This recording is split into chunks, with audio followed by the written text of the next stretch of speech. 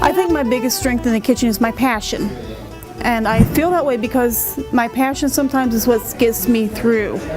My passion is what keeps me going. It's what keeps me interested in what I'm cooking. It is what drives me to try new things. It's what drives me to take the chances, you know, to see how the dish is going to turn out. My favorite food to work with is bread. I really love making bread. I know that sounds kind of crazy, but between that and the marshmallows, yes. There's just something about putting that yeast and flour and water together and watching it come out into this beautiful loaf of bread. You know, it's just, to me, it's just something that's magical. A lot of people just look at it as a loaf of bread, but I look at it as, what can I add to this to make it different? What can I do to make it different, make it look different, make it taste different?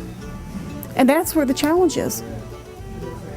You know, sounds crazy, but I really embrace the baking end of this. I mean, it's not that I don't enjoy the rest of it. I love the rest of it. But for me, it's just like the baking end of it is what really, really, really keeps me going, what really is my biggest passion. I would say probably working for a caterer would give me the opportunity to be creative. One day I was just kind of tooling around online and I thought, I wonder how hard it would be to make marshmallows. So I Googled a basic recipe online and I made a batch and they were really good. Then the next question was, can I flavor these? And it just kind of snowballed from there. I got some really good advice from a couple of chef instructors here on how to make it even better. They're catching on. It's kind of now, I'm now kind of known as the marshmallow lady. I got to thinking about how I had passed up my opportunity to go to college right out of high school because I had that mindset of, I had 12 years of school, I don't need any other. Then I went out to the real world and found out just what the real world was like. In the meantime, I'd gotten married, had a child, and you know, once my daughter got grown, I started really thinking seriously about going back to school. And when I thought about everything that I could do and everything that I did like to do, culinary was the only thing that made sense to me. My only other passion is amateur radio.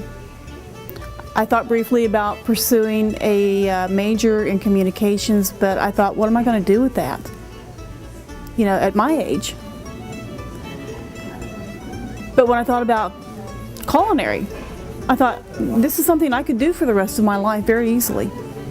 I think they influenced me greatly. They've pushed me to be better. They've given me some wonderful advice. They've kind of directed me on how I could, like I said, how I could just be a better person, be a better chef, be a stronger person. I feel that I'm a much stronger person today than I was when I first started here. We made several Asian dishes. We made a hot and pungent soup. We made kung pao chicken. We made a Japanese cucumber salad. We made apricot punch. Of course, with every class, it was always steamed rice.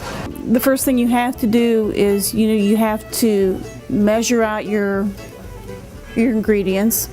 You have to cut your main ingredients, cut, chop, dice, mince, whatever. Okay, and then that's called mise en place. Okay, then with Asian, a lot of that is just, you're spending more time with your mise en place than you are with your actual cooking time.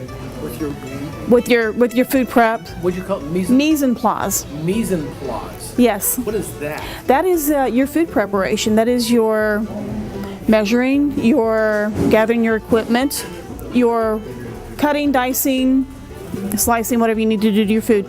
Getting it ready to cook. You know, I work it, I'm happy with it, I'm passionate with it. This is my lifestyle. I grew up in a family, my mother cooked dinner every night. We rarely ate out any place. I learned a lot from my mother. I think that's where I got a lot of my passion, was from my mother. My mother's family grew up on farms, so there was a lot of this comfort food, you know, down-home type cooking. I got a lot of relatives that are fantastic cooks. So to me, it was just the only thing that has ever made sense in my life, if that makes any sense at all. I am happy when I'm creating in the kitchen, when I turn out something that everybody looks at it and tastes it and say, damn, this is good.